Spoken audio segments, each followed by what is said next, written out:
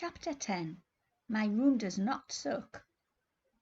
I wasn't paying the closest attention as Hunding guided me through the hotel. I felt as if I'd been spun around 50 times, then released into the middle of a circus and told to have fun. Each hall we walked through seemed bigger than the one before. Most of the hotel guests looked like they were in high school, though some looked slightly older. Guys and girls sat together in small groups, lounging in front of fireplaces, chatting in many different languages, eating snacks or playing board games like chess and Scrabble, and something that involved real daggers and a blowtorch. Peeking into side lounges, I spotted pool tables, pinball machines, an old-fashioned video arcade, and something that looked like an Iron Maiden from a torture chamber. Staff members in dark green shirts moved among the guests, bringing platters of food and pitchers of drink. As far as I could tell, all the servers were both female warriors with shields on their backs and swords or axes on their belts, which is not something you see a lot of in the service industry. One heavily armed waitress passed me with a steaming plate of spring rolls. My stomach rumbled. How? I asked Hunding. None of these people look dead. Hunding shrugged. Well, there's dead, and then there's dead. Think of Valhalla more like an upgrade. You're one of the Inherjar now. He pronounced the word like Inherjar. Inherjar, I repeated. Just rolls right off the tongue. Yeah, singular Inherji.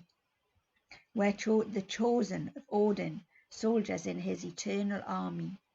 The word Inherjar is usually translated as lone warriors, but that doesn't really capture the meaning.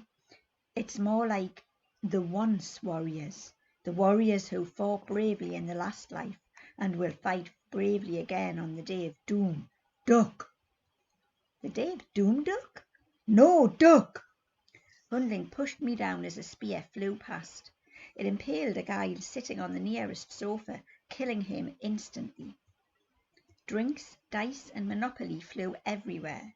The people he'd been playing with rose to their feet, looking mildly annoyed, and glared in the direction the spear had come from. I saw that, John Redhand, Hunding yelled. The lounge is a no impaling area. From the billiard room, somebody laughed and called back in Swedish. He didn't sound very remorseful.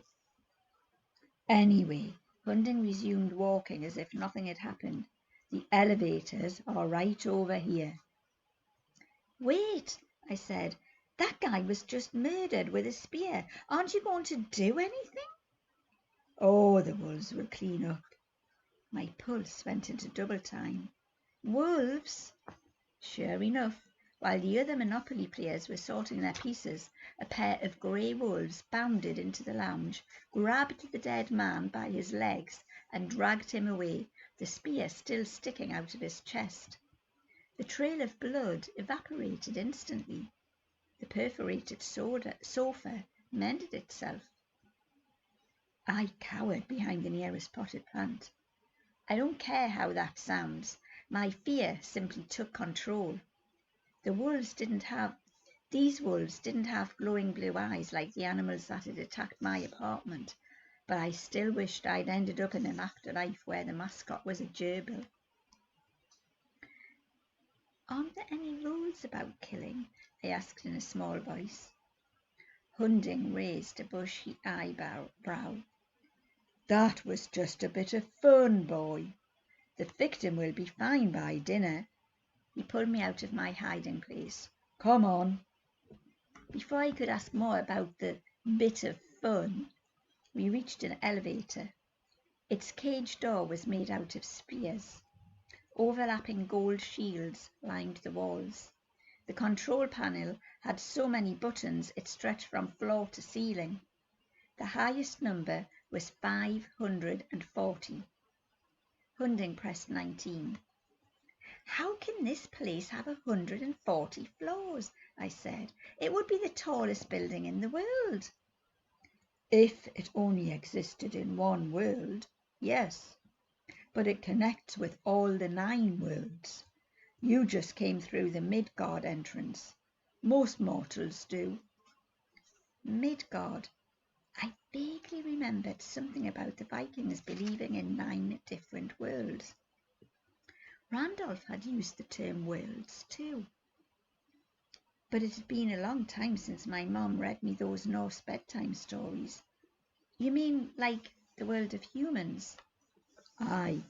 Hundling took a breath and recited, 540 floors has Valhalla, 540 doors leading out into the 9 worlds.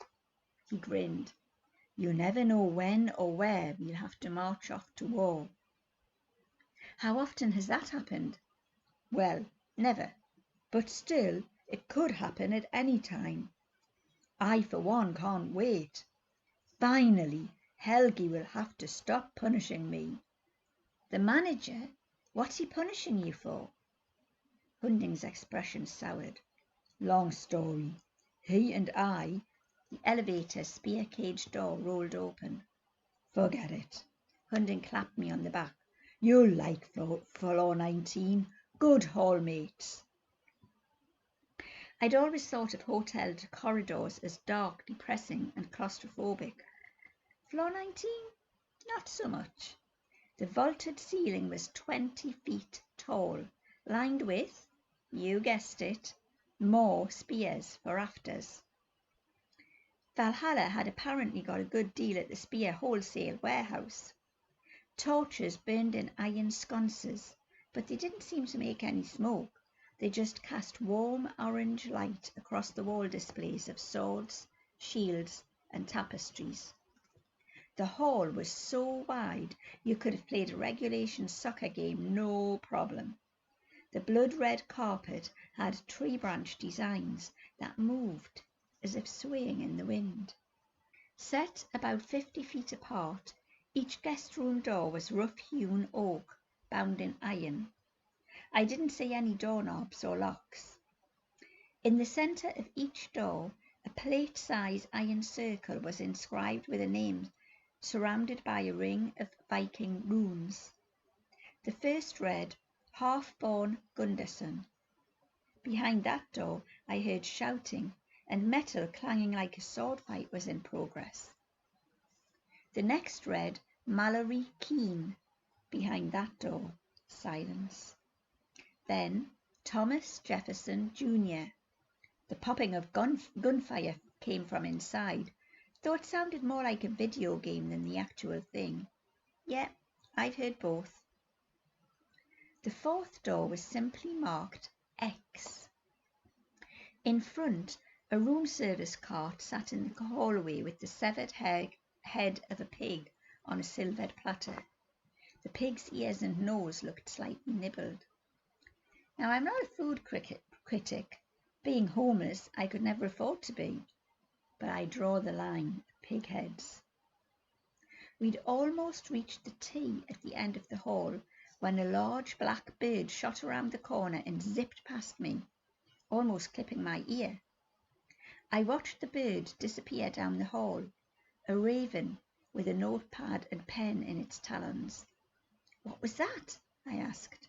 A raven, Hunding said, which I found very helpful. Finally, we stopped at a door inscribed Magnus Chase. Seeing my name written in iron, inscribed with runes, I started to tremble.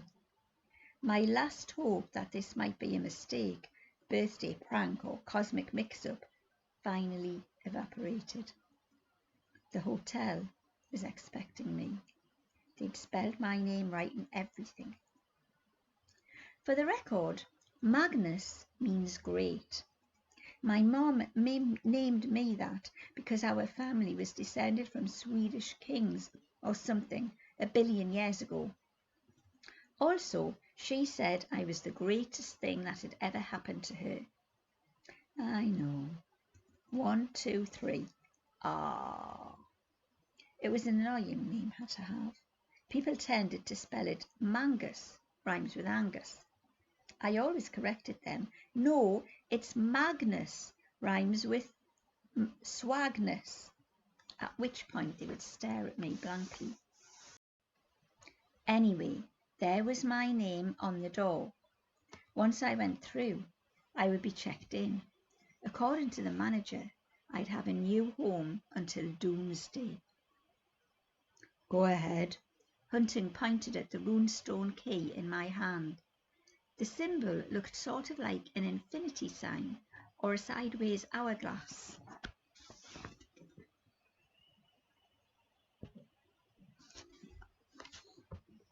It's Dagaz. Nothing to be afraid of. It symbolises new beginnings, transformations. It also opens your door. Only you have access. I swallowed. What if, for instance, the staff want to get in? Oh, we use the staff key. Hunding patted the axe on his belt. I couldn't tell if he was kidding. I held up the runestone. I didn't want to try it, but I also didn't want to stay in the hallway until I got impaled by a random spear or injured by a raven hit and run. Instinctively, I touched the stone to the mansion Dagger's mark on the door. The ring of runes glowed green. The door swung open. I stepped inside, and my jaw hit the floor. The suite was nicer than any place I'd ever lived, nicer than any place I'd ever visited, including Uncle Randolph's mansion. In a trance, I moved to the middle of the suite, where a central atrium was open to the sky. My shoes sank into the thick green grass. 4 large oak trees ringed the garden like pillars. The lower branches spread into the room across the ceiling, interweaving with the rafters. The taller branches grew up through the opening of the atrium, making a lacy canopy. Sunlight warmed my face. A pleasant breeze wafted through the room, bringing the smell of jasmine. How? I stared at Hunding. Hundreds of floors are above us, but that's open sky. And it's the middle of winter. How can it feel sunny and warm? Hunding shrugged. I don't know. Magic. But this is your afterlife, boy. You've earned some perks, eh? I didn't feel particularly perk-worthy. I turned in a slow circle. The suite was shaped like a cross, with 4 sections radiating from the central atrium. Each wing was as large as my old apartment. One was the entry hall where we'd come in. The next was a bedroom with a king-size bed. Despite its size, the room was spare and simple. Beige covers and fluffy-looking pillows on the bed.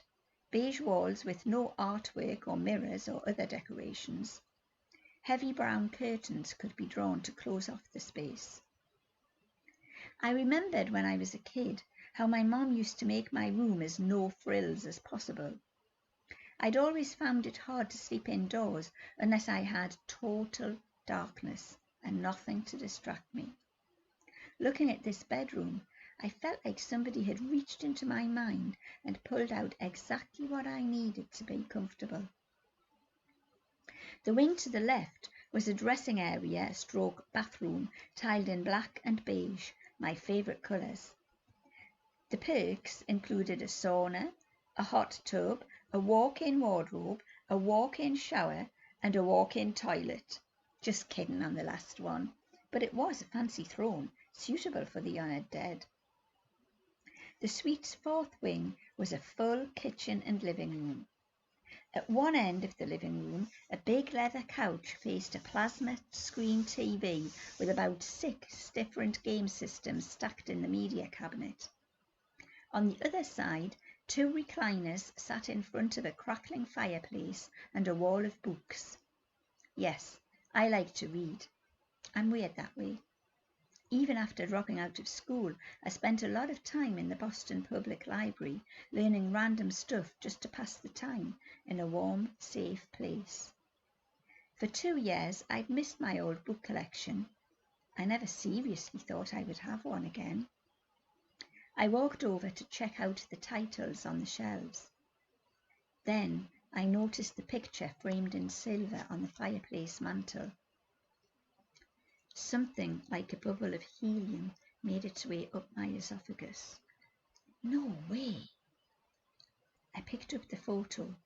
It showed me at age 8 and my mom at the summit of Mount Washington in New Hampshire.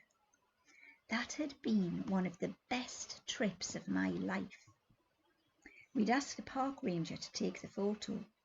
In the shot, I was grinning, which I don't do much anymore, showing off my missing 2 front teeth. My mom knelt behind me with her arms wrapped around my chest, her green eyes crinkling at the corners, sideways, her freckles dark from the sun, her blonde hair swept sideways by the wind. "This is impossible," I murmured. "There was only one copy of this picture. It burned in the fire." I turned to Hunding, who was wiping his eyes. "You okay?" He cleared his throat. "Fine. Of course I'm fine. The hotel likes to provide you with keepsakes, reminders of your old life. Photographs." Under his beard, his mouth might have been quivering. "Back when I died, they didn't have photographs. It's just, you're lucky." No one had called me lucky in a very long time. The idea shook me out of my daze. I'd been without my mom for 2 years. I'd been dead, or upgraded, for only a few hours.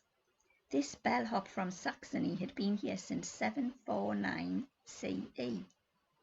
I wondered how he had died and what family he'd left behind. 1200 years later, he was still getting teary-eyed about them, which seemed like a cruel way to spend an afterlife. Hunding straightened and wiped his nose. "Enough of that. If you have any questions, call the front desk. I look forward to hearing about your brave exploits tonight at dinner." "My brave exploits?" "Now don't be modest. You wouldn't have been chosen unless you did something heroic. But it's been a pleasure serving you, sir, and welcome to the Hotel Valhalla." He held out his palm. It took me a second to realize he wanted a tip.